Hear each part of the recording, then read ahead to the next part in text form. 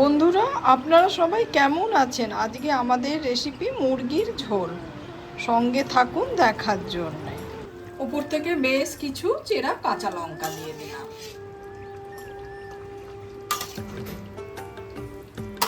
যে কোনো সময় এইভাবে মুরগির ঝোল রান্না করে খাবে, খুব ভালো লাগে। কড়াইতে সর্ষের তেল ঢেলে নিলাম। কড়াইতে সর্ষের তেলটা আমাদের গরম হয়ে গেছে। এবার আমি আলুগুলোকে প্রথমে ভেজে নেব।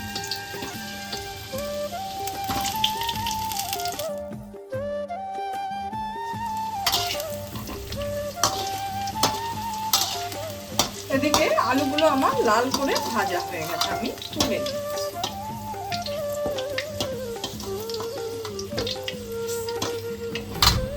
ওই তেলেতেই আমরা বাকি রান্নাটা করে নেব। রান্নাটা যেহেতু আমি সাবেকি পদ্ধতিতে করছি, তাই 1 চামচ চিনি দিয়ে দিলাম। এদিকে চিনিটা আমাদের ক্যারামেলাইজ হয়ে গেছে। এবার আমি 2টো তেজপাতা, শুকনো লঙ্কা, জিরে সহ ফোড়ন গরম মশলা দিয়ে দিলাম।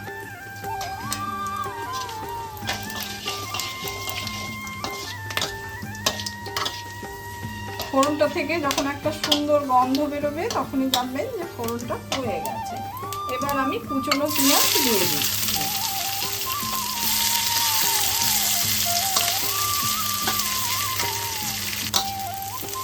এদিকে পেঁয়াজটা আমাদের সোনালি রং করে ভাজা হয়ে গেছে। এর বেশি কড়া করে ভাজবেন না, তাহলে কিন্তু পেঁয়াজটা সেদ্ধ হওয়ার সময় গলবে না। এই ছোট ছোট টিপসগুলো ফলো করবেন, দেখবেন রান্নাটা অনেক বেশি ভালো হয়। এবার আমি চিকেনগুলো দিয়ে দিচ্ছি। চিকেনগুলোকে আমি কিন্তু ভিনিগার দিয়েও একবার ওয়াশ করে নিয়েছি।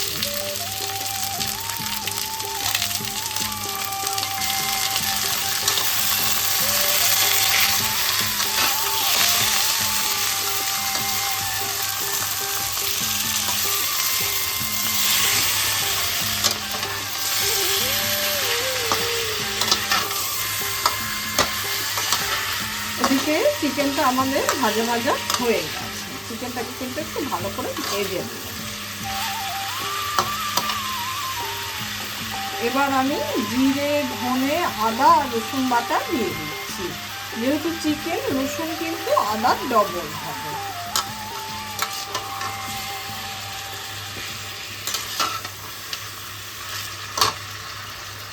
এবার আমি হলুদ আর কাশ্মীরি লঙ্কার গুঁড়ো দিয়ে দিলাম।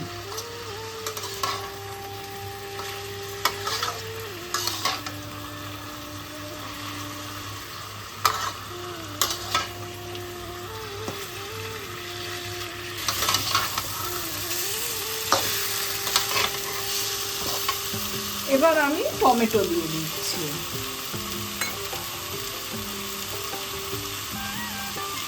সেই সঙ্গে পরিমাণ মতো নুন দিয়ে দিচ্ছি।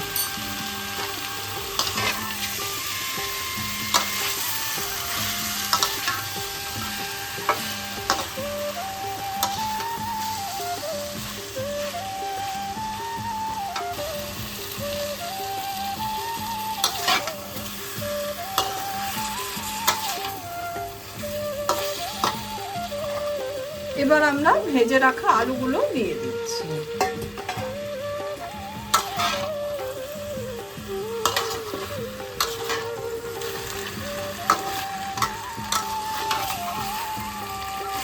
এদিকে টমেটোটাও নরম হয়ে গেছে।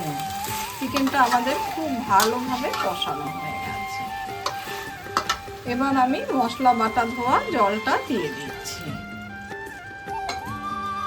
আর সেই সঙ্গে আরো কিছুটা জল দিয়ে দিচ্ছি।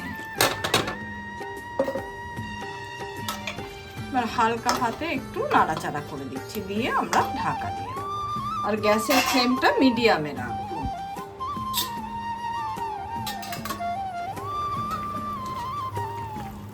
মাঝে ঢাকাটা খুলে একটু হালকা হাতে নাড়াচাড়া করে দিতে হবে। আর গ্যাসের ফ্লেমটা কিন্তু মিডিয়ামে রাখবেন, তাতে চিকেনটা যখন সেদ্ধ হবে চিকেনটা একটু সফট থাকবে। তা না হলে চিকেন কিন্তু সেই শক্ত শক্ত টাইপের হবে। ধীরে ধীরে রান্না হলে তাতে মুরগির মাংসটা সফট হয়।